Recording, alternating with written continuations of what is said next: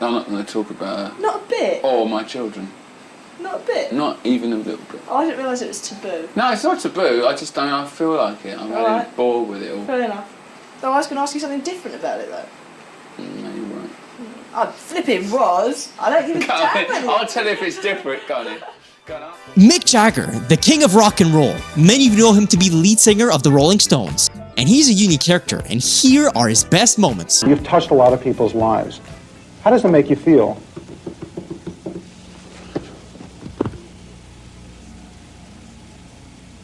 Useless. Some guy yells out, "Get your hair cut!" And Mick says, and I'll never forget these words, "What, and look like you?"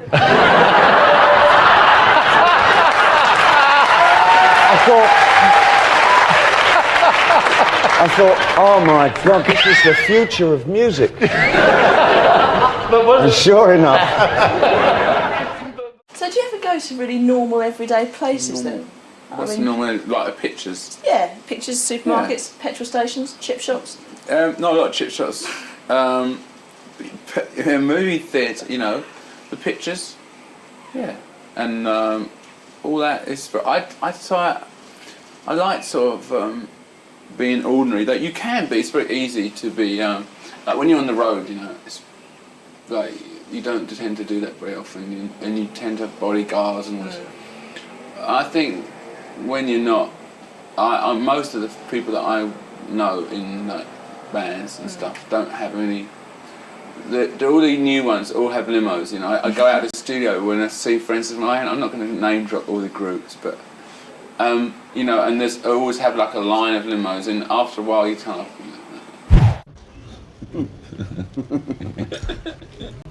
You think there's much difference between touring in Europe and last year you were in the United States? Yeah, really a lot of difference. They all speak English. Yeah. The audiences are different, or? Yeah, sure, of course they are. I mean, in Europe there tends to be really a lot of difference between each country and even each town, you know, in each country, which there is in America. But now I can't see the interview. E. No, I'm the E, and he's the I can't remember. Yeah, there's a lot of difference. I mean, really, people are very different in Europe. You know, I mean, considering the short distances, you know, you get into language, completely different. I don't have to tell you all that. All those obvious things of borders, frontiers, languages. But I mean, it's still playing in a hall, you know, to people. It's still basically the same. You're still up on stage playing to a live audience, you know.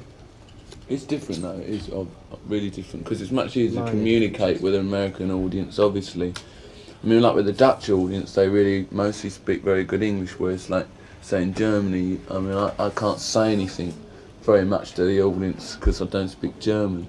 So the communication is limited to music and gestures. It should be enough, really. How do you feel towards the audience? I mean, I remember a film when the camera was put on stage, and you could see the audience, the way the Stones see the audience, and these people look, I don't know, the people look a bit seedy. I don't know. A bit frightening, a bit. You should see you from yeah. In the late 70s, Mick Jagger was totally ruthless and didn't care about any single interview. Some critics say your new album Stinks. No, they would say it's a terrific record. I think it's a terrific record. It stinks. Wait till the next one. Some of them say your record is sex. What do you say about that? The next one's going to be more erased. It's going to be a whole bunch better. And this is what he thought of Bob Dylan's voice. Singing rock songs and performing like you do could be, you know, being 61 or 60 or 62 could be pathetic, that people say, well, he does very well, but anyway. Do you like Bob Dylan? Yes, I do like Bob Dylan. Well, he's over 60 and I quite like watching his shows. I think it's quite fun, and I enjoy watching him. Yes, and I enjoy watching him, but his voice is... You don't like his voice? It's a funny voice, you know, it's like a voice that's never been one of the great tenors of our time. No. But it's got a timbre, and it's got a projection, and it's got a feeling. So, and you were talking about earlier, you were talking about, as you get older, that your voice takes on a certain different resonance and a different pitch and so on. Yeah. So there's something to be said for that. And there's also something to be said for. But Bob Dylan is, he's standing or sitting on a chair, but you are running, jumping, not jumping anymore, but running. I'm sure I can be jumping, but but definitely running. The religious meaning, the political meaning, and then what I personally think, and then wrap it all up, I mean, it's just ludicrous for me. It seems to be too much appreciation from the older generation, as far as I can make out. You can't get rid of them at concerts, asking these questions about, what made you write this, and did you read Baudelaire's Land of Cocaine? I can detect the influence of Rabelais there. It's just rubbish, I noticed you've got Baudelaire on your shelves, and the history of the devil and the idea of evil. So obviously you're not disinterested in the idea of evil. No, I'm interested. I'm interested in the idea, all those kind of ideas. It's the usual thing, I think, at this time of one's life, to be interested in that. I mean, after you read certain poetry, then you get interested in it factually, I mean, everyone reads all those things when they're young. Everyone that goes to college. I'm just a college dropout. But a lot of people feel uncomfortable at the words of your song and the tones of your songs, don't they? Do they? I don't think so. During Band Aid in 1985, Mick Jagger got the chance to meet Freddie Mercury, and this is what Keith Richards had to say. No, lucky for him. No, like Ships in the Night bands, I never did bump into. I know Brian May, a little here and there we've met. But no, I never did meet Freddie. It's not quite my cup of tea. But thank you anyway. Twickers was great, girl. All right, Samantha. Very well behaved. Behaved? Yeah. Up to a point. Up to a point, it's very sad. Yeah, Don Ross is the producer of this new album, and it sounds great. How was it to work with him? It was good. He's pretty low-key, very like LA, laid back, though. He comes from Detroit. He's a musician more than an engineer. So he sees things from a musician's point of view. He's pretty good at picking the songs. Pretty good. I have a few arguments about which ones. When you have a lot of songs, it's hard to decide which ones you're going to do. How many did you have? Well, we were working on about 35, something like that, and cutting them down.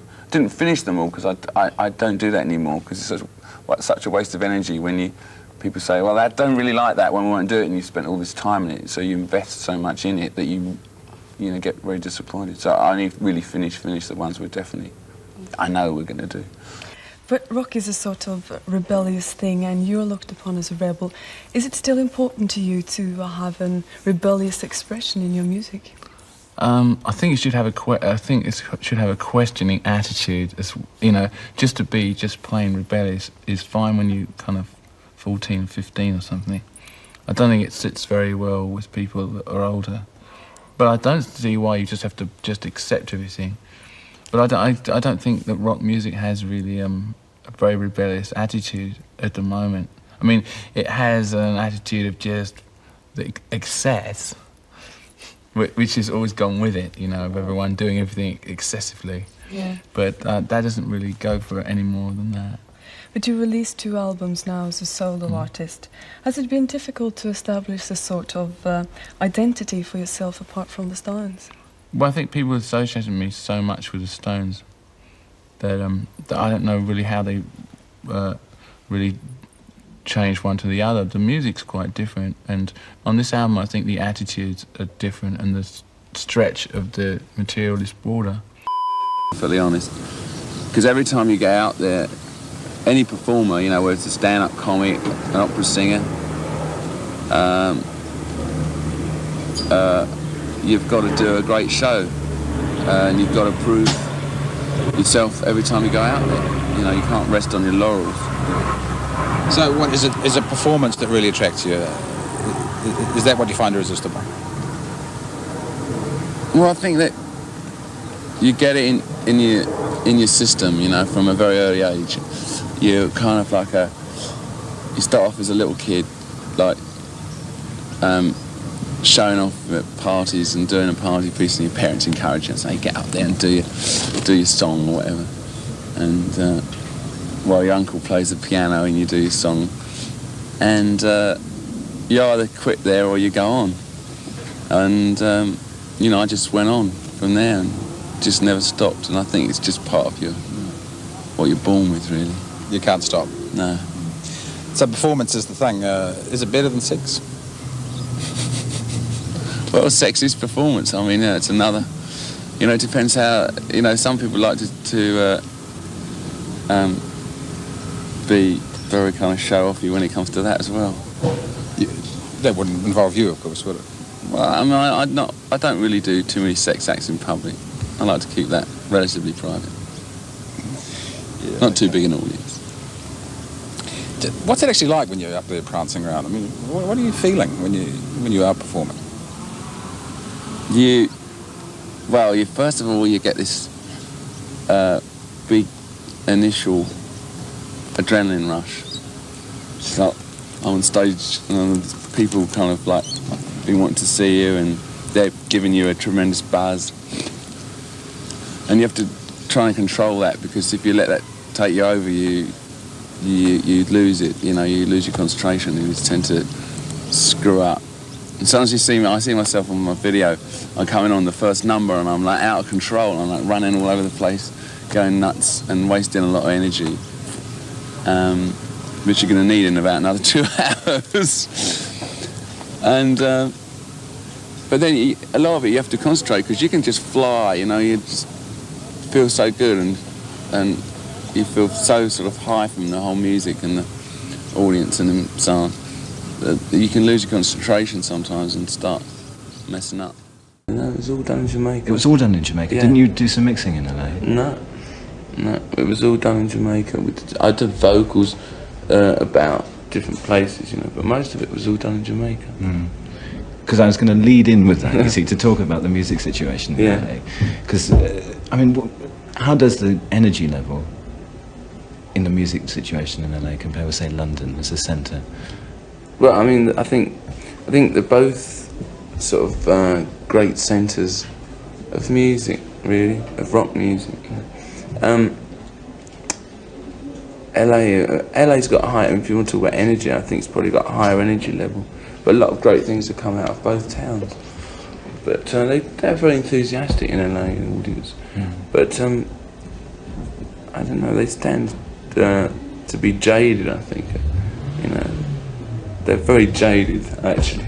You've really got to, you know, you've got to be totally outrageous, you know. London's got a very bad reputation with bands, you know, as a sort of quietly difficult place to play. But I really enjoyed it this time, I must say. We talk about Angie a little bit, Mick, because I read in one of the musics about 3 or 4 weeks ago that in fact Angie was written quite a long time ago. Now, is that true? I mean, I read that it was written in 64 or 65. Oh,